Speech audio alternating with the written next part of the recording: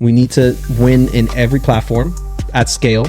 I also think about when Jesus said, go out into all the world. All the world also means like the world of the internet. It's the social media world that is its own world. And so when Jesus says, go out into all the world and make disciples of all nations, it's like, why are we, not going into this world? Don't be an influencer with you don't go to church, you have no covering. Have a covering that they can pull you. Anything that we do. That's not just like when you're in a position of influence or power. It's like just in our day to day, we should always have someone that we can talk to, that we can confess to. I think oftentimes we get these ideas and it's like, oh, I'm called to that. Yeah. And it's like, are you? Or was it maybe that you saw someone doing it and you're like, man, that looks fun, that looks cool. Fruit will tell whether this was a you decision or a God decision. That's a good point.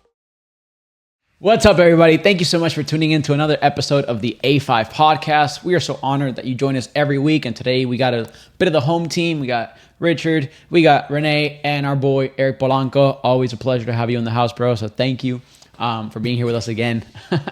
Today, we're going to be reacting to some video clips pertaining to, you know what? I'll leave it with suspense. Renee, let's just roll the clip and we'll react to it. We'll talk a little bit more about it. Tired of sitting in rooms with parents and pastors who just ask me, have you read The Anxious Generation? And I'm like, yes, I've read the book. I get it. What are we doing about it? The way we think of the internet with a lot of Christians is circling a geographic location and saying, oh, we don't go there. And that's dangerous. And that's very real. The question we have is, what about everyone who's not? What kind of world are we leaving to them? And until we lead a Christian movement and revival, and there's people who are hurting, people who are on here, people who are getting their news and their media, their entertainment, really being shaped by it, I think there needs to be Christians winning at scale on every platform. I just refuse to have an ecclesiology, a missiology, to have a worldview as Christians that we're just going to bury our heads in the sand and hope that social media just gets better by the time our kids go to college, or it just gets better somehow. And we really want to answer the question, what's broken about the internet, by saying, well, we're going to just go freaking win there. We're just going to go win. I love that. Initial reactions. You want to kick it off, Eric? Yeah, so pretty much the premise of what he's saying is, like the space of the internet is this, kind of this weird area for Christians to go evangelize in, is what I'm, picking up from the video. And he's saying, like, well, the way I, view that is I'm going to go also take that for the kingdom. And I think it's been, throughout the years, it's definitely a space that needs, I think, more of a godly presence, more of a evangelical push on the internet. So for me, I'm glad to see that, Pastor John is, taking that approach where I'm going to go win there too. Yeah. So absolutely. Yeah. Sorry. That's why I think about like guys like Bryce Crawford, who... Oh, yeah. That he goes and he evangelizes out in the street, but he posts it on the internet. You know? And I think that with certain things like that, because I feel like some of the thoughts, right, initially, that someone might have, particularly with someone like Bryce Crawford, is like, why are you posting the good that you do, right? Because there's the scripture that says, don't let your left hand know what your right hand is doing. And I don't believe that he does it for virality or that he does it for fame. I think he does it because it's like, he's inspiring other people, because he's like 21, super young. Yeah. He's inspiring other 21-year-olds and younger to go out there, be bold, be brave, go and preach to these, at pride parades, go preach to the homeless, go preach to, on a sidewalk, no matter who's yelling at you, telling you that, that you're full of crap or whatever. So I think, to Eric's point, like what Pastor John Rush was saying is we need to win in every platform at scale, right? And I also think about when Jesus said, go out into all the world. Yeah. Definitely. I had a pastor say that when I was like in youth, and I never forgot. I thought it was the most profound thing ever when he was like, all the world also means like the world of the internet. It's the social media world.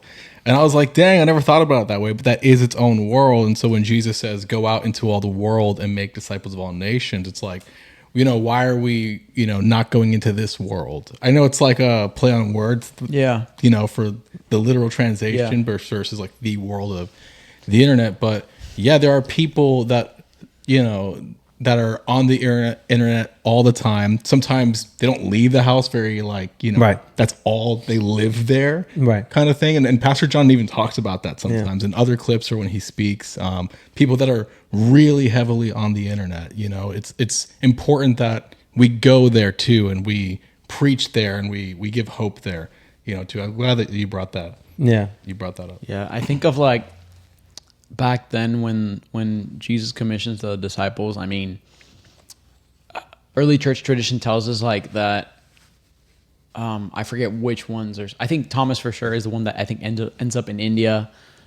Matthew may have gone to Africa, but my point with that is saying like Jesus says go into out the world, and they're going to the extent of the world which they know of at the time. Correct. Right? They're not going to the U.S. because the U.S. hadn't been discovered yet, at least by the Western world, right? So, you know, they're going out into the extent of the world they knew of. So sometimes, honestly, I think it's a little convicting for me. Like, man, we honestly are the generation that has the most accessibility to information and to people through social media, through the internet. And I actually think it's a disservice to the kingdom to not take advantage of that, right? It's almost like you could literally be reaching people of every tribe, nation, and tongue through the internet, and we're not doing it because what? Because there's also pornography on the internet. And so I almost like to think about it like the people I respect so much, the Christian rappers who took a stand and said rap started, you know, historically talking about gang, drugs, sex, alcohol, whatever. And Christian rappers said, you know what, I'm going to take that style of music and transform it to glorify God. And they're taking that space. And so I just always respect that. And I think we need to do that in every sector of society. And I think that's kind of what Pastor John was alluding to as well, that I think it goes beyond the internet. I don't know if it was in this clip or another one where he talks about, you know, we need people in business. We need people in the medical field. Like, we need Christians in every sphere of every influence space. in the Tim world. Ross says that all the time. He's like, we need Christians in politics. Absolutely. We need Christians in hospitals. We need Christians everywhere. And I agree. And I remember it was Patrick Bet-David that he said that he was visiting his pastor or a friend of his that's a pastor. And he asked him, like, how come you don't go and become a politician? And the guy's like, dude, I lead a whole church. And he goes, and the thing is that this particular pastor, he's very into politics, like, and he knows what he's talking about. So that's why PBD was like, dude, why don't you get into politics? Like, we need Christian men like you, men with good morals, men that are not going to fold and do dirty politics. We need people like you in office. And it's not to go become president. You know, start off being mayor. Yeah. Start off being a senator, start off being the governor, you know? And yeah, we have obviously a lot of politicians now that are like, oh yeah, I'm a Christian, but they're culturally Christian. Exactly. But where's the fruit? I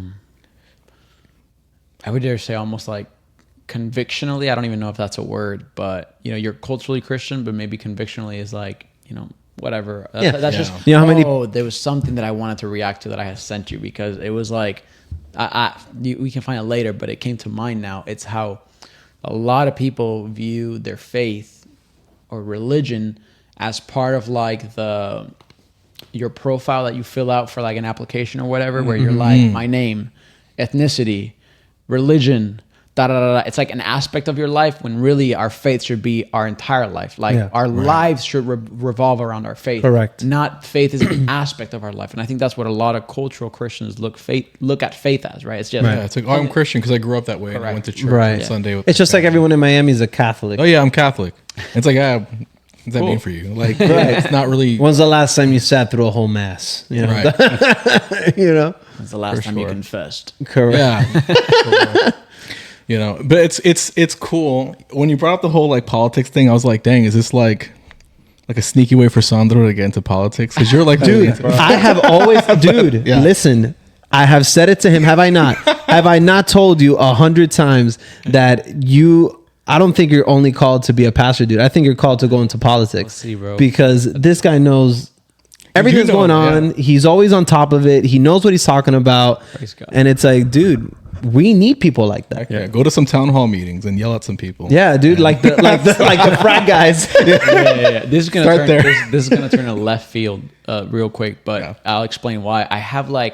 I'm passionate about politics. I've always loved debate, international relations, all that stuff, and I love politics. But for me, this is something that maybe the Lord just needs to heal in me, but like I have a personal thing against politics with me in it, because like it affected my family so much. My dad ran for mayor in 2008 of the town we lived in, and that whole political world caused them to lose our family, because through the political race, he met another woman, and that's how my parents got divorced the first time. The second time he got divorced, it was because, again, another political position came up. He became the director of the gaming commission in Puerto Rico, and he was essentially part of the cabinet of Puerto Rico. Like, his boss was the governor.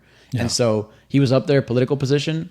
Through that, met another woman and cheated on my mom again. So, like, I've always had, like, I don't know if it's just, like, I want to avoid that, but we were talking on another episode about comfort, right? And is that like something that I'm meant to overcome to then actually do good in politics? I don't know, man. We'll see. Well, can I ask you a question, like, sure, into that point? Would you say that your father was as spiritually strong as you are right now in your walk? No, unfortunately, no.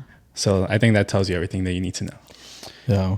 I do respect your respect for it. You know, I think it's so funny, these spaces, politics, where we're telling people, if you're Christian, go into there. It's so funny. You do need to be mature going into it, because even in social media, I would say, like, wait until you have like a really good foundation before you start putting yourself out 100%. There. Same thing with politics. I don't know what it is, but there's this common theme where not power, but like maybe spotlight, or there is something about power. There's in there something, too. right? It's something dangerous where it can corrupt your character if you're not actually even pastoring, right? Even churches. So there's this common theme. Yeah, I think any position that offers you influence, you need to be very mature in how you handle it, right? Because, for example, like social media, I mean, dude, you can go viral like that. Yeah. You can get 1 million followers like that. In 3 days, you can have 1 million followers just off of one thing you post. And your life change overnight. In Jesus' name. And your life can change overnight, and we've sat down with someone who was a social media influencer, and he kind of shared with us like the influence, right? And how people really have an eye on you wherever you go. So the thing is, if you're not mature, when, as a Christian, you try to win in the internet, you try to win on social media, you try to win in TikTok and whatever, on YouTube and whatnot, like, you need to be prepared, one, for your influence to grow, right? And how do you handle that influence? Two, I think you need to handle the feedback you're going to get. Right. And that's something that I think I'm terrible at, dude. I don't know. Like, I'm still learning how to take criticism. Yeah. I like to say I'm good at it. I'm terrible at it. Like, I'm not the best. Dang, and we want to pursue fields where all people do is criticize. There's always people in the comments ministry. They feel correct. Right. And you know what? And that's their right. They have the right to comment, right? We live in a free country. So James says it. He says, not everyone should be a teacher because of how harshly, you will be judged or criticized, however he says it. Exactly. Yeah. I have questions now. I'm sorry to complete. So, because, Pastor John is bringing up such a good point that I agree with, like, we should go there. How does someone know that they're ready to actually do, like, because I don't know if I would tell someone that's like a baby new believer, hey, just, get on social media right now and start, going into, like, how do we navigate that maybe in a wise way? I think it depends on the type of the type of, not the type of podcast, but who you're doing the podcast with. So, for example, I feel like for us to start this podcast, I felt much more comfortable to launch it with, I don't want to say less amount of preparation, but like, I think launching a solo podcast versus doing it with your best friends, your brothers, is better because there's that accountability there, right? Mm-hmm. Where like if Ricky starts talking about how good looking he is, I can be like, bro, calm down. Like, we're supposed to be humble. You know what I mean? Versus... bad joke. But what I'm saying is, like, if anybody like gets their head elevated or whatever, or if anybody goes off the rails, we've had conversations off camera like, hey dude, like, let's not say that again, right? You're kind of saying like they should have a covering. Someone that can be like 100%. That's, I think, if you're solo, and Pastor John talks about this too. He talked about it at Sozo, where it's like, don't be an influencer with you don't go to church, you have no covering. Yeah. Maybe that's what it is. Have a covering that they can pull you and be saying, hey, maybe maybe that was not it. 1,000%. 100%. And that should be in anything that we do. That's not just like when you're in a position of influence or power. It's like just in our day to day, we should always have someone that we can talk to, that we can confess to. So I view it as the simple common person should have it as well. Yeah. And if anyone's wondering, if we have a covering, we do. Pastor Matt is always asking and checking on us in regards to the podcast. And I've shared with him certain conversations that we've had that I've wanted his input on it, and we have, Joe, who sometimes he counsels us, even Yule from time to time, he'll be like, hey, he might pull our card, so we do have a covering, and to be sent out without a covering, I think it's just I think it's an act of disobedience. I think also, when it, again, going back to influence, you need someone that can call out your flaws, right? Can call out your mistakes, and you need to be open to correction, right? Because I had said it before in the, when we talked about comfort zones, that only a fool avoids criticism, right? Only the foolish avoid criticism. Because to be accepting of criticism is to be wise, and you grow in that knowledge, you grow in that. But yeah, that's be covered before you go out there. And I think that's a great, like Ricky said, I think it's a great principle in general, like politics or whatever. And you mentioned like that I have a certain fear of it in the sense of like, I do have a respect for it because you need politics, right? To run a government. But the same way I have a respect and fear of the pulpit, right? Like, you don't just get up there, right? You've officially preached, and the weight that comes with that. Like, dude, this isn't just like get up there and say a couple jokes. Like, people's souls are in the balance, right? And the same way, like in politics, people's lives are at stake. You make a bad decision, it's going to affect an entire economy. That's going to affect a lower class, a middle class. Like, these are big responsibilities, right? So, and just like anything in life, you need a covering. And I fear that in the bad sense, like, I worry that a lot of people, a lot of Christian influencers actually don't have a covering. I don't know that for a fact, but sometimes I see people and I'm like, what are their names? It's that guy. I don't know. I'm kidding. No, but there are people that sometimes I see, and I don't know. I don't know if it's discernment, or maybe it's just a different style of communication. Some people come off a little too aggressive, and I'm like, you got a pastor checking you, bro, because you coming too much after like your YouTube. When we talked about this on one episode, like your whole thing, your niche is criticizing pastors. That's like all you're doing. And offering no constructive criticism. It's if all you do is deconstruct without offering a solution how to reconstruct, then I think there's a problem. 1,000%. So Christians wouldn't be on the internet. Ricky, were you going to say something? No. I think you guys were on the point. I will say this too. It's because I don't want to discourage anybody from using their social media to do what they feel led to do. I would just say don't be anyone you're not. And also, don't feel like you need to be an influencer. I think there's something very powerful about you just being you. And it could still be your creative social media and you posting that you went out one day, but it's just the foundation is, you and your faith is still there. It doesn't need to be a sermon on your Instagram necessarily, but it could just be like, hey, I went out with my family today. It was amazing. And then like little things like that.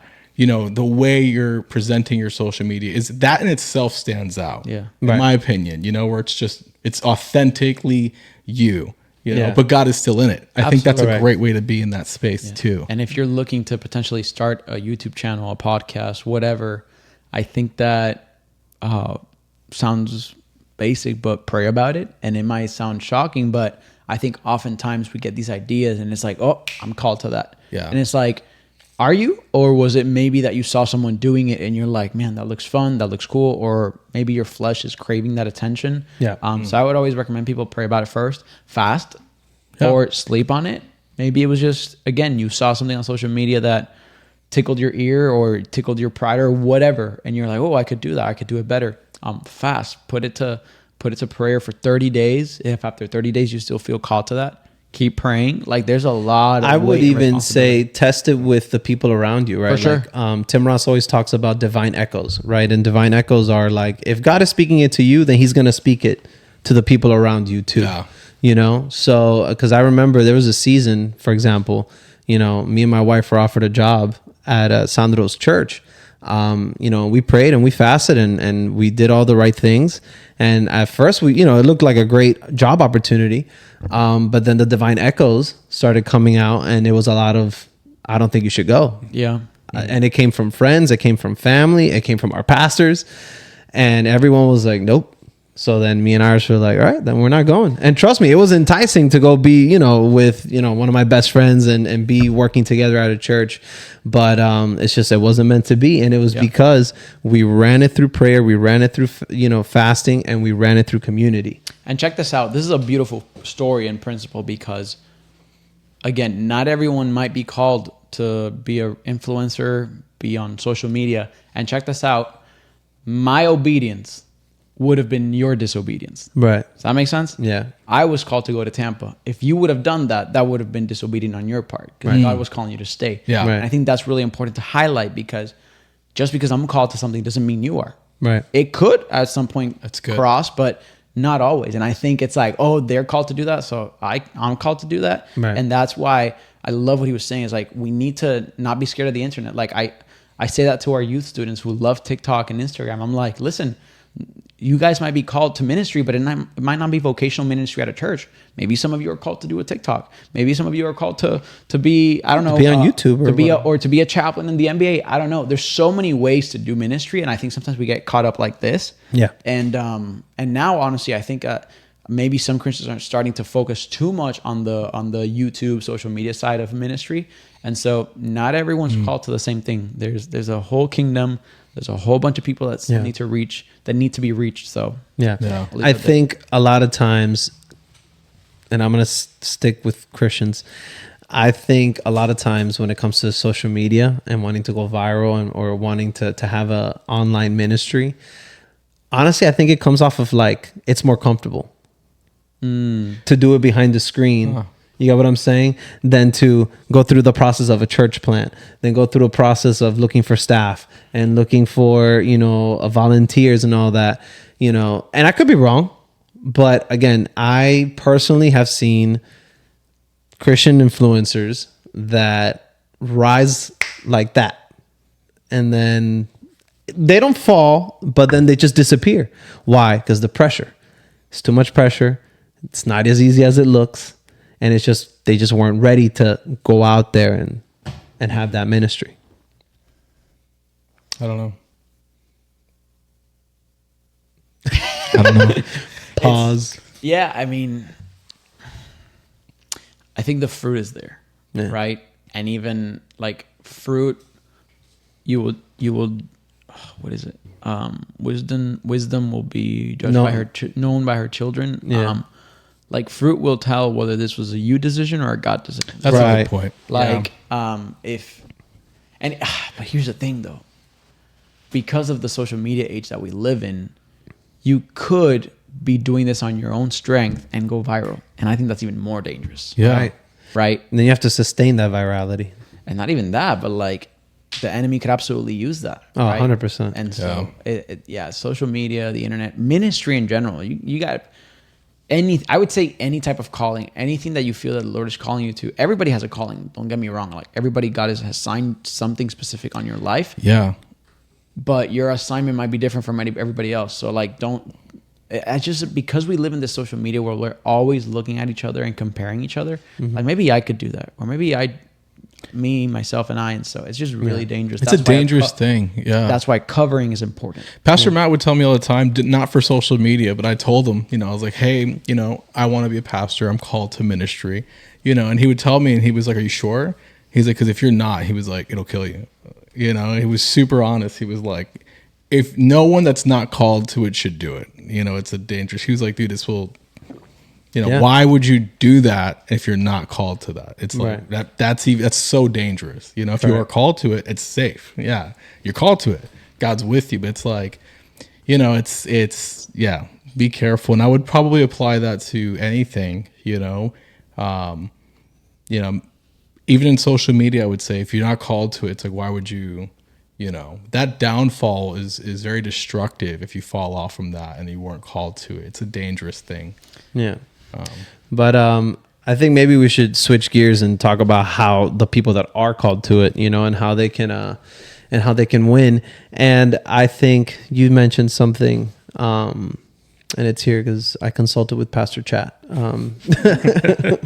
PC, yeah. Shout out. It's actually kind of funny, PC.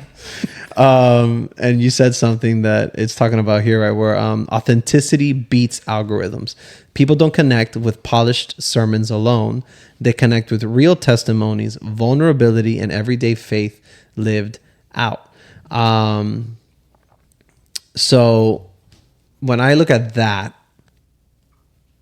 and I remember a conversation that we had when we were starting to meet about our YA ministry at Sozo. I remember one thing that I said was, young adults nowadays crave authenticity. Yeah. Some of them can't put a finger on it. Like some of them can't verbally say, I just want something authentic, but it's in them. They just want authenticity, especially for us that we live in a city where everything is so vain. You know, everything is vanity. Every girl has plastic surgery. Every guy looks like they're chiseled out of stone. Everybody is driving Lambos now, rentals. Don't believe them. Everybody has the gold chain and whatnot, this, that, and the third. And it's so much vanity, and people are caring so much about how they look and what they sound like and what people think about them, that I think what gets Christians to win genuinely on the internet is being what Eric said. Be you. Be authentically you. Be unapologetically you, right? One, get your covering. Two, don't hold back from who you are, right? Like if you're a little rough around the edges, be rough around the edges. Obviously, you know, still have respect and honor for the Lord and for your pastors and for the word, you know, but I mean, look at Philip Anthony Mitchell, you know, this guy is rough around the edges in the sense of like how he preaches, right? Like when I look at him and then I look at someone like a Pastor Rich Wilkerson, it's like, man, two different polar opposite type of preachers, both incredible pastors, both bring people to the Lord. But one is like the gentle and the soft and the loving kind of shepherd, and then you have the other one who's like, stop sinning, you know, like don't play with sin. And it's both are telling you truths. Yeah. One is telling you, hey, Jesus loves you and he's going to forgive you for your sin, and the other one is telling you, stop sinning, right? So you can enter the grace of God, right? Yeah, and we need both. You know, I think the internet needs you to be you. Right. Know, there's already someone out there, you know, who is what you're pretending to be. Right. And that's truly them. Right. You know, you're going to reach someone that only you could reach, and you would only reach them if you're really being you. You know, I think that's a big takeaway. Even, you know, authenticity beats algorithm. There's things that I have that I carry that's going to connect with that I genuinely carry. That's going to connect with someone that needs to hear it from me because it's true and it's genuine for me. That's a tool that I have to reach someone, you know, for the kingdom. Whereas Sandro has things that I do not have, you know, that, you know, he's going to connect with other people that need to hear it from him. You know, so your authenticity is a tool, you know, to just kind of, you know, piggyback off that. Just be you. It's easier. It's lighter for you because you get to be yourself. Like, you know, there's a weight lifted, you know, and you're reaching people that would have never been reached if you never were you. 1,000%, man. And that's not only on the basis of like God gives you a grace for a certain thing, but I think just on a more obvious, logical perspective, like if I'm from Puerto Rico, I might be able to reach Puerto Ricans easier than you might be able to reach people in New Jersey more easily because you relate to the culture, to the language, to what they've experienced, right? Yeah. You could give a joke about, I don't know, a 7-Eleven in the corner that everybody knows is crazy or something. You know what I mean? Like, you can, and if you try to talk about 7-Eleven in Puerto Rico, we're like, what? That doesn't exist in Puerto Rico. We don't have 7-Eleven. Right. Dang. At least not since I've been that there. That sucks, dude. Slushies? Y'all don't got, Slurpees? We got ices down there. We got them at the movies. You guys don't have National 7-Eleven Day? That's like the free... that's a free Slurpee day, dude. Now I'm thinking about it. I don't think we have 7-Elevens. There might be. Dang. Are we going to start a 7-Eleven revival in Puerto Rico? I know, right? Forget a Jesus revival. We need a 7-Eleven revival. But yeah, I lost my train of thought. Anybody else want to talk? I'm sorry, dude. So I'll ask a question. So what would you guys say to someone like me? You know, right now the way I use my social media is barely for the kingdom. Lord forgive me. I full transparency on the pod, right? Like I send a lot of memes to friends. That's all I do. Like, easy now. You know, I send memes. They're all appropriate. You know, they're all good. You know, and then you know, I do have like a question. You know, someone like me that wants to get into ministry. Part of me feels like, you know, Eric, people know you're Christian. You know, what a wasted space sometimes if you were just active a little bit. But then I'm like, I don't want to do that though. Like I just, you know, I don't want to put effort into it. You know, sometimes I even want to take a break from social media. Like I kind of, there's health in that too, where it's like, I don't even want to get too like wrapped up in this. Like, how would you direct someone like that? That's like me. I kind of think you answered your own question earlier. Like, if that's not you, don't try to imitate something you're not. Don't try to pretend to be something you're not. Yeah. So if you don't feel called to listen, Pastor Matt is anointed for those Instagram posts. You know what I mean? Like he's always posting those dope like text slides. Yes, that. And that's become a bigger thing in the kingdom now. Like it's a trend and I love it. Yeah, me too. But I've also noticed when it's forced. There's people that try to do that and it's like, that's good. No. Amen. You know, that's Amen. good stuff. Like you're not lying. Amen. Not question lying, mark? But I honestly question, is it because that's you or you're forcing yourself? Right. Now, you did say something where then I go back and forth in my head because you're like, it's a wasted space. I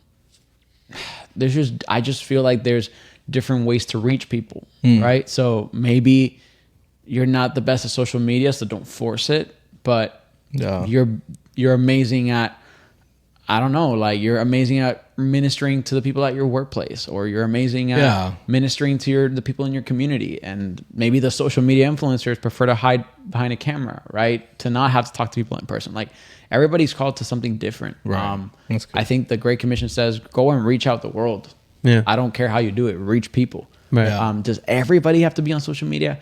I don't know. I don't No, think so, please don't. Please don't. Yeah. I'll unfollow. It's like I'm following too many now. Yeah, for real. Give me memes. And honestly, sometimes it feels that way nowadays. Yeah. I follow a lot of pastors. Like I'm sure we all do pastors' churches, and now it's like everybody doing a text slide. It's like, man, bring back the pictures. Like I want to see a picture of your family. Yeah, right. Sometimes I just want to see that. Yeah. Correct. Exactly. I don't need a profound moment. Correct. Every time I read, I theology. Right. At 11 p.m. Right. Literally. It's like I went from like cat video, dog I was video, doom scrolling. funny. Okay, Yeah. I don't. Now I'm That's convicted real. about doom scroll. I saw a post about doom scrolling. Isn't that ironic that they'll make a whole text post about how social media is ruining lives, and it's like you're on social media posting this, dude. Well, actually, thank you for bringing that, because I want to react to a comment. Remember the comment I told you about the lady that she responded. I can't see it from my angle because the camera's covering it. But could you read that? I'll read it. Yeah. So someone commented on the video that we're reacting to. It says, "I appreciate your perspective on this. My only question would be, should we even be trying to win on social media? Is there not a place of being set apart by not engaging with social media at all for the sake of mission?" And then she put in parentheses, "I also realize the irony of this comment that I am engaging at this very moment." At least she's honest. You know, she's on. Yeah, social she was like, media "I know I'm on engaging." social media engaging with this." I really respect that question. Yeah, I do, but I'm like, yes, we should be engaging. We should be trying to win there. I yes. think we need to be winning in every space of 100%. society. Like, and the thing about being set apart, like, that's not saying that we like don't go into, I hate to use this term, but like worldly spaces, because it's almost feel like she considers the internet as a like worldly thing. Right. But there's being set apart. I think it's talking about sin. Like we're not on OnlyFans. You know what I mean? Like we're creating. Like you are still set apart on the internet. Correct. It's like, good. The internet is not inherently sinful. Correct. Right? Just like music isn't inherently sinful. It's Exactly. the lyrics that become sinful. So it's like, so what? We're not gonna do Christian rap. We're not going to do Christian reggaeton. We're not going to do Christian screamo music, whatever. Like, no, we got to go into those spaces and still reach people. Yeah. I understand like the line. Generally, I say this, the moment you start associating like set apart with like anything outside of a heart posture, it's like, that's like a religious version of set apart. And, it's just like you wear something and you're set apart. It's like, no, it's like you are something and you're set apart. You're marked. Your heart is different. That's how you're set apart. Part of me, that is true, that I think is a healthy view. I do respect it because, then it's like me as a leader, I don't go clubbing at night because, I don't want to be seen. It's, it's just like, I don't do that for me, right? That's not for me.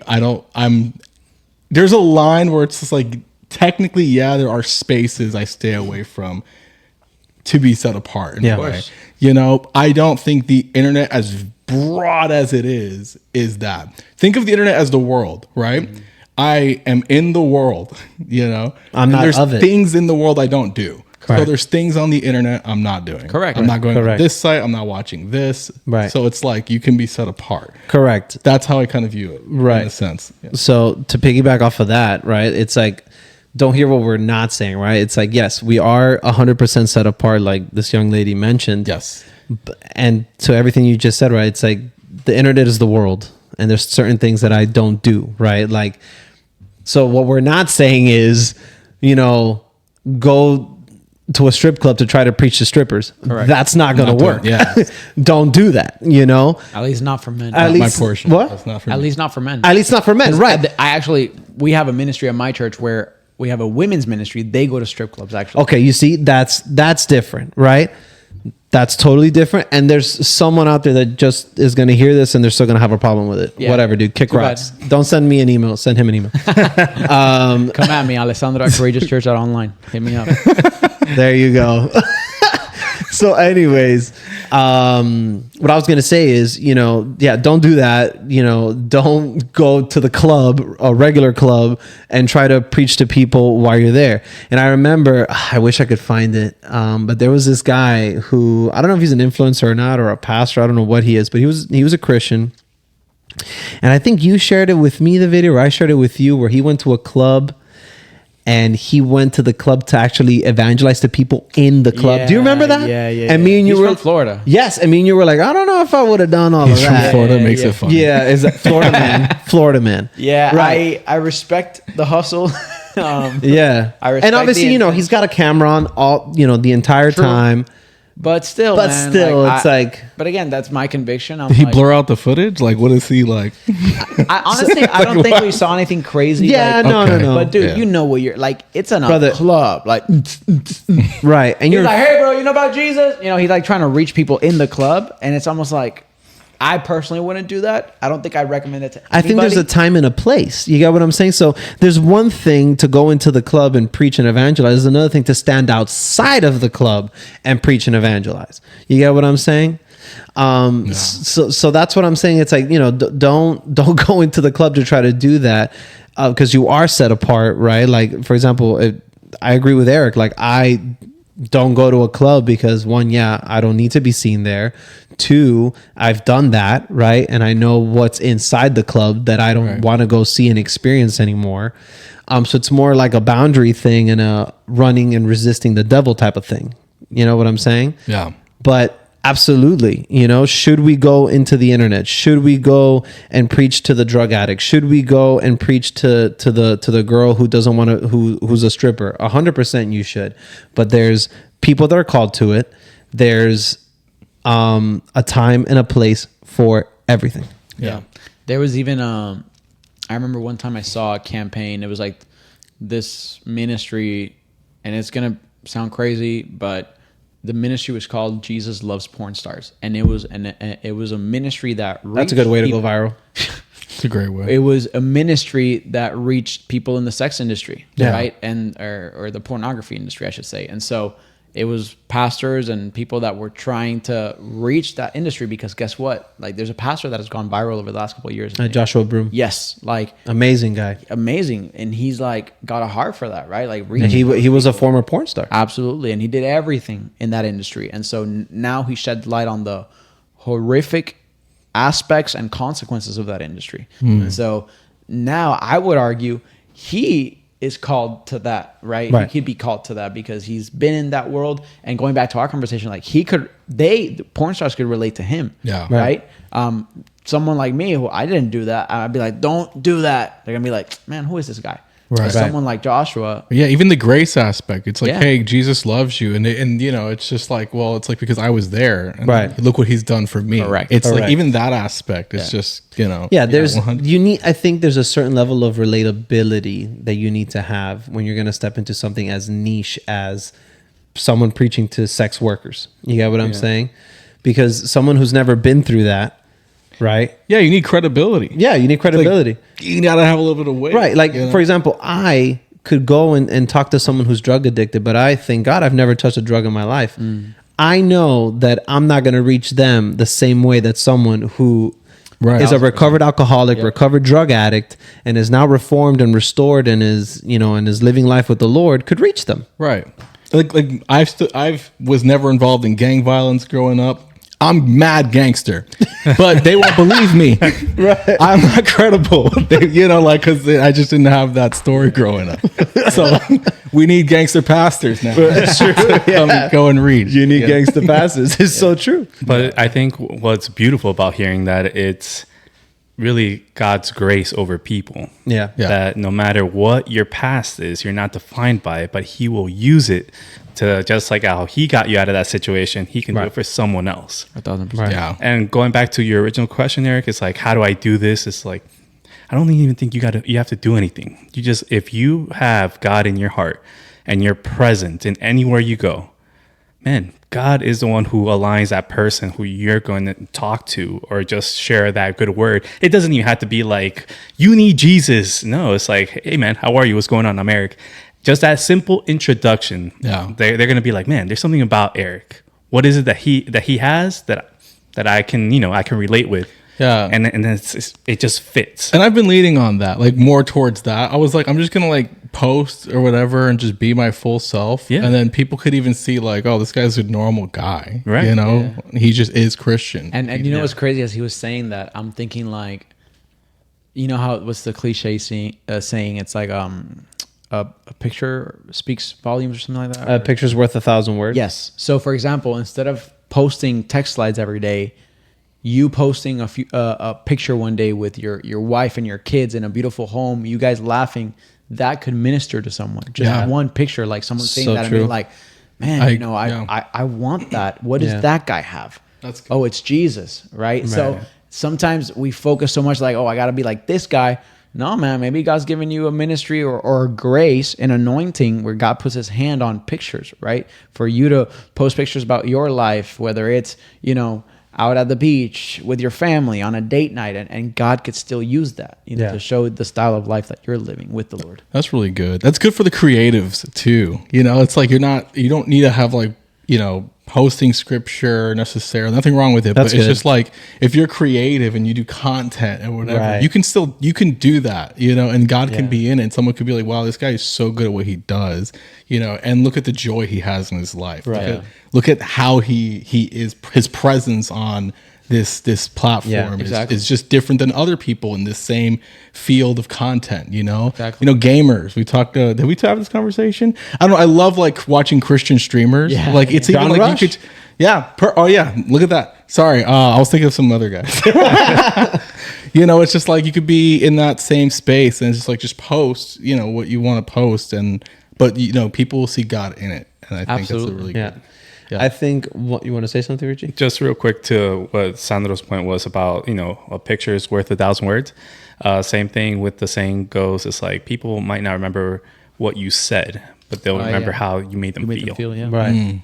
That's true. It's just it's something in you that it reflected and it spoke for you. It wasn't even anything you really said. Mm-hmm. That's really good, because I've had, again, we all follow pastors, our own pastors, and then things that we see on social media, and pastors tend to post a lot on social media, scripturally, text and whatnot, and great posts. But I have those moments in my head where a pastor spoke something prophetically over me. Those are the things I really remember. Right. They could post 100 posts with different scriptures and teachings. Great posts. I don't remember any of them. You know what I mean? But I do remember that one moment. It's true. You know what I mean? Like if you ask me to mention one, I can't off the top of my head, but I do remember that moment when you pulled me aside and you spoke prophetically over me. You know what I mean? Yeah. Good That's point. True. It's really good. I wanted to touch on this real quick, and then we can wrap up. But in regards to like social media and influencers and Christians and all that, and authenticity, right? How I think there's a tension that we have to hold with wanting to follow a trend that we notice on social media and being authentic, right? Because, for example, yes, we're talking about like all these pastors that make text slides and all that. We're like attacking the crap out of these guys right now. But so all these pastors that do all these text posts, right? That's obviously a trend. That's a trend that seems to work, right? That seems to get people's attention, that gets people's engagement. So how, when following these trends as Christians, do we remain authentic? Yeah. I'm the wrong guy to ask. We need someone like a Gen Z guy in here because I don't ever follow trends. Like I don't know. Correct. Like, I don't know, but there's nothing wrong with it. I don't think there's anything wrong with following trends. I don't know. Yeah. What do you guys think? Yeah, I mean, Sorry. I was just gonna say for clarification, I'm probably gonna get into the whole text trend. Like I actually love that because I talk a lot and I write a lot, right? So, We've posted some on our Instagram on the. so- I would do it, but I don't know. Yeah. But here's the thing. Look at your posture. You just said I would do it. Almost like, I'm like I would actually do it because I like to write. Do you like to write? I write a lot. Oh, fair enough. Then Yeah. you could do it. But what I meant is like there's people out there that might feel the pressure because everybody's doing it, so I have to do it. Correct. No. So you That's see, what- that's where you're not being authentic, Right? You know what I mean? That's Yeah. That's now you just following a trend just to follow a trend because you want to keep up with the crowd. Exactly. You want to Right. keep up with the viral wave. Correct. Yep. But and again, I'm really not trying to. I wasn't trying to trash on like the text slides just for clarity because they are powerful, they are useful. I can't tell you how many times something has stopped me and spoken to me, ministered to me in that moment. I think what we were trying to get at more is like when it gets overdone, oversaturated, right? Because for the sake of following a trend, correct? Right? Or because you're trying to make your quota for the week, or it's Tuesday, I got to post on Tuesday. Absolutely, no, you're 1,000% Trying right. to make your quota, and realistically, you can feel it. It's almost like this feels like generic. It feels pushy. Yes, and for me, sometimes I see something and it's like it feels generic, and this one is like you got fresh manna from heaven, like the Lord just revealed this to you because you feel it. It's fruit. I could sense the fruit not only on what it does to me, but in your life, I could see it, right? And so, but I think you were talking about the trends, right? Yeah, but can we pause right there with what you just said, that you could see the fruit, and I think this is important for whoever wants to follow any trend, whether it's text slides, or you want to do head talking videos, or you want to, react to stuff. Just always know that people can sniff when you're being fake. Yeah. And people will know when you're being fraudulent. And the Holy Spirit will speak to people and let them know with discernment that this isn't authentic. Because again, what did we just talk about? We're like, there's some people that just do it that feels oversaturated. It feels generic. It doesn't feel organic. It doesn't feel like God gave you this. It feels like you went on ChatGPT and you were like, hey, give me 10 slides. I could do it right now as an example. Give me 10 text post slides related to the Israelites and the Exodus. And it'll give it to me. Boom, boom, boom, boom, boom, boom, boom. Scripture with scripture. And then all I got to do... Dislike. Yeah. I wish it was a dislike. I wish there was. And you just copy pasted that, put it on Canva and slap that on Instagram. You get what I'm saying? Yeah. So always remember that. And I'm saying this and I'm preaching to myself and to us here where it's like, we try to remember that, right? And I hope I never forget it, that whatever I'm posting, I'm like, man, I hope this is genuine. I hope that this is authentic. And people will know when it's not. Yeah.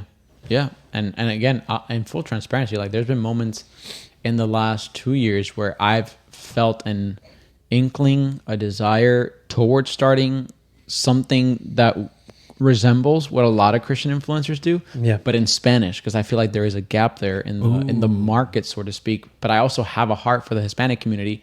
We're all Hispanic here, but I was raised in Puerto Rico. It's my first tongue, and so I have a heart for that, like reaching my island for the glory of God. And so I have an inkling, but I haven't launched that for many reasons. But one of the many is like, Lord, I just want to make sure you're in this, and it's not me. Like, because I know the weight of that, and I know, like, I want to make sure that I'm covered. I want to make sure that I'm spiritually ready for it, with everything that comes with it, the attention, the criticisms. Like, am I ready? Is that going to destroy me? Because I talked in an episode earlier, like somebody criticized something that I did, and I felt like I'm not called to ministry anymore. Like I suck at this. Like I'm going to quit. You know, like it really hurt me. So am I ready to receive that type of feedback? And so sometimes it's trends. So, like, there's so much that goes into this conversation of social media, but I think if we could tie it all together, whether it's social media, whether it's who you're going to marry, whether it's a big life decision, a transition, whatever, I think the most important thing, to go back to what we started, is having a covering. You need people that you can talk to. You need those divine echoes, whether for good or bad, right? Like, if you're submitted to someone, let them confirm it. God speaks to the people around us. Yeah. Have a covering. And to be clear, have a church, man. That's not... first of all. That is... we're not, like, being planted. Like, speaking in code. It's a church. Go to church and be covered, you know? And someone at that church should be... If I ask you, who's your pastor? You should have... And it takes you more than 5 seconds to say their name. It's like, do you go to church? It's like... Correct. Yeah. You know, it's funny. It was Tim Ross. He was mentioning that... he's always very careful when there's someone who says, "Oh, I'm going to go plant a church." He says that the first question he always asks is, "Who sent you?" And if they can't point me back to who sent them, I know that God didn't tell them to go plant that church. That's good. I have a story. Who prayed for you? He said that, right? Who put your Who hand? Sent you? Like, who prayed for you? Who's covering you? Even who can call Jesus had someone pray for him. Dude, and say, "This is the one." And it was John the Baptist. It took a John the Baptist. You know? He literally touched on that in that same conversation. And John goes, "I'm not worthy." And he's like, "No, you don't understand. Like, this needs to happen." Yeah. And I just think that's so beautiful, such a beautiful principle for us today. But I have a story, because to this day, it just always shocked me, because in that moment I knew this guy is not called to plant a church. So basically, name, address, phone number. Go ahead, dude. His name was Ricardo Rodriguez. No, I'm kidding. There probably is a Ricardo. No. Hey, the Lord bless you and keep you. That wasn't like a sign, dude. That's not a sign. No, I really don't remember his name, but essentially, I've had the privilege, because our church is under ARC, which is a church planning organization. I've had the privilege of being in the room with a lot of pastors, and specifically pastors who have a desire to plant a church through ARC. So anyway, long story short, one day, two pastors, they were already pastors, but they wanted to plant churches. They came to our church just to talk to our pastor about, like, the process, right, of, like, planting a church. They wanted to see what an ARC church plant looked like. And so they came to our church, and I was really more there just as an observer. You know, my pastor was like, "Hey, come with me, you know, so you could be in this meeting." Cool, I'm there, I'm sitting down. There was two pastors, right? They were both called to plant a church. One of them was absolutely 1,000% evidently called. Like, the Lord told me this. I'm not even going to say the country or where they're going to plant a church, but, like, it was, I think I can say this, that one of the pastors was from South Africa. He felt called to plant a church in Alaska. Tell me that's not the Lord. You know, it's like the Lord told me Alaska, and I have this vision, and God's provided for this, and this, and that. I'm like, this guy knows he's called to plant a church. Yeah. The other gentleman, which again, I don't know much about, but the other gentleman, they asked him, like, "So where are you going to plant your church?" I don't know. I'm thinking about X city, maybe that city. Thinking about? Correct. That was already like a yellow flag for me. Then, what's the name of your church? Still debating it. You know, I have like two names, and I'm like, oh my God. And then this was the final straw. He shared to my pastor, "Man, you know what really started it for me? I saw you preaching one day and talking about you planting a church. And I said, if he can do it, I can do it." Oh my goodness. Bro, I was so blown away in that moment. blown away. I'm like, this guy has no idea what he's talking about or getting himself into. Guy thinks it's a franchise. Literally. This guy's opening up a Subway. It's not Chick-fil-A, bro. It's not. Oh my god. And, okay, wait, hold on before you continue, and we could edit it out. No, can you share PB's reaction? Oh, that's the funny part. It wasn't even with PB. Who was It he was with? under pastor, my former pastor. Oh my god. Yeah. Okay. So, but even all right, we don't got to cut it out. No, I mean the point is like, you know, listen, two things can be true at the same time. I believe our founding pastor was called to plant that church. Yeah. And sin will still take you off of what the Lord 100%, gave you, right? So that's because what of disobedience. Yeah, Correct. yeah. 100%. So in that moment, right, you know, he was still giving to those two pastors, future church planners, like his journey and whatnot and all that good stuff. And so, but I remember talking to my pastor, but I'm like, I don't know that guy, pastor, and I don't mean to be disrespectful, but I just got to get this on my chest. That one guy is clearly called, evidently, like he knows where he's going. The other one, I don't know, like, am I crazy? Am I off? Is it me? Yeah, like, am I judging or whatever? Yeah. And my pastor was like, nope, you're 1,000% right. But guess what? I'm not over them. He said, that's why ARC has a very extensive interview process. From what I recall, I think he actually didn't end up planning a church. Thank God. Praise God. For him. Yeah. For him. Because that would have destroyed him and his family. Like, it's heavy. No, and the thousands of people that he may have misdirected. Correct. Misguided. And guess what? You could be wrong about being called to plant a church and still be absolutely 1,000% called to ministry. I know for a fact he's still in ministry today as a pastor helping build another church. Because guess what? We talk about this all the time. A lot of people want to be Jordan, but Jordan didn't get his championships without Pippen. He didn't get them without the other crazy guy. What was his name? Dennis Rodman. Shout out. Right? Like, you need a team. You need a Pastor Dennis in your life. You do. with a seatbelt.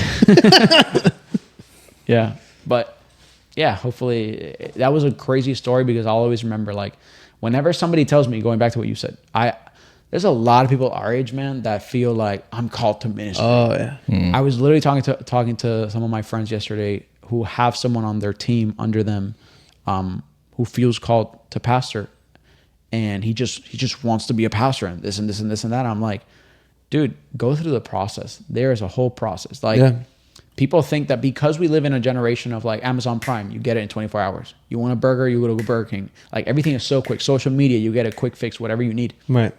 People think that now you can become a pastor that quick. And no, King David got anointed in his teenage years, doesn't become king till he's 30. Great. Right. Jesus is born God incarnate and doesn't start his ministry till 30. You know what I mean? Like, there's a process to things. Yeah. And you think because we're in a quicker generation or the generation today that you could bypass the product or the process and just become a pastor tomorrow. It doesn't work that way. Yeah. So. Ooh, I can go off on this, but I won't. We've been here for a while. Wow. Okay. Great episode. Any final remarks? Get it off your chest now. I'm done. No. I mean, honestly, dude, it's just. I guess I would have used a LeBron. I would have used a LeBron analogy. Oh my God. I'll use that. That's my. Go ahead. But you were gonna say something for real? no, because I'm gonna extend it, and I don't want to extend it. No, go ahead. They're tired. We can always edit it. Go ahead. They're tired. Say it. Here's a trick. Here's a trick for our viewers. If you've made it this far, click on 1.5. Make us sound quicker. There you go. Yeah. Oh, look at that. 1.2 times speed. Now I'm gonna talk super fast, so it sounds crazy.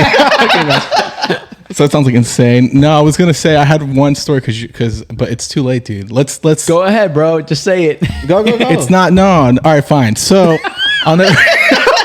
No, too late. Don't say it now. If you insist. I don't want to extend it for real. We can end it here. No, go ahead, next bro. time. Go ahead. No.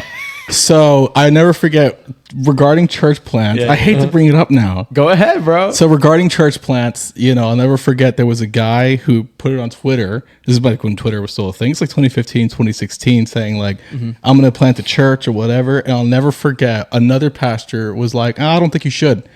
Like super, I don't condone that or whatever. Yeah. And he was like, I don't think you should. You should probably just like join a church that's already there and just like help it grow. Like, you don't have to be Michael Jordan. You could be the second guy kind of thing, And I'll never forget, he got like a lot of feedback on Twitter. It'll be nice. Like, why would you say that? You're a pastor. You should be encouraging this or whatever. And, our pastor at the time, was asked, like, what do you think about that? Like, why would he do that? And he said something that was like also really like powerful for me. He was like, if that's all it took to discourage you from planting a church with someone else, even other pastors saying, I don't think you should, you were never called. 100%. That's good. It wasn't, you weren't meant for it. It was just like, you have to be. And then they asked him, like, when did you know? Because he planted a church. He was like, I couldn't sleep at night. He was like, as soon as I knew I was called, he was like every night. And I was like, I felt like it's almost disobedient that I'm not planting a church. Like, it just kept me up until I said, like, okay, yes, I'm going to go plant. And it was like, until you're at the point of like, I can't sleep at night until I do anything, start a social media, start a podcast, plant a church. It's like, you should be there that God is calling you to do something, Anyway, that's what I was going to do. No, man. I didn't mean to restart it, y'all. No. It's good. It's good. Yeah. There's so much we could say about that. Maybe for another moment, but I think in both our stories that we shared, because Renee was a PB, I'm like, no, it was my former pastor. And like, I just love the grace of God because, man, even in mistakes, God can still use lessons, And just because people made mistakes doesn't mean that everything else they taught beforehand is invalid. Right. So I love that because it's 1,000% true. Like, you can't sleep at night. I could tell stories about that too, but what were you going to say, Renee? Just kidding.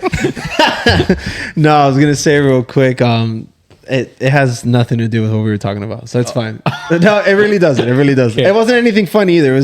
It just has nothing to do with it. The moment's past. All right, guys, we can wrap up. Guys, thank you so much for watching. If you guys love this episode, man, make sure you guys comment, like, share, subscribe, and let us know in the comments what you guys want us to talk about. If there's anything in specific, if there's any questions to anything that we brought up, we'll be happy to answer. And I'll be happy to fight you in the comment section. Yeah, let us know if you like Polanco on the pod. Like, we want him on, but he doesn't want to be with us all the time. So. All right, we're gonna start a poll. No, but yeah, guys, make sure you guys subscribe to the channel, and until next time, peace.